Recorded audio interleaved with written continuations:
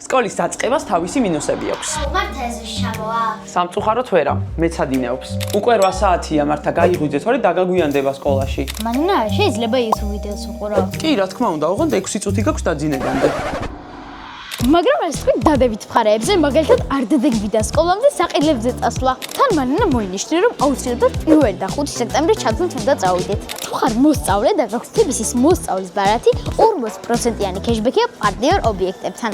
ახალი ნივთების სუნი, ახალი რვეული, კალამის საშლელი, საკანცელერიო ნივთები. გონი ჯერ მარტო ამისთვის ღირს არ დადეგებიდან სკოლაში დაბრუნება. 1-დან 5 სექტემბრის ჩათვლით პარტნიორ ობიექტებში TBC-ის Back to School დღეები იქნება. თუ გაქვს მოსწავლის ბარათი, ან ხარ 18-დან 23 წლის და გაქვს ახალი TBC ბარათი, Biblos-ში, Miniso-ში, Giggle-ში და სხვა პარტნიორ ობიექტებში 40%-იანი кэшბექი დაგწდება.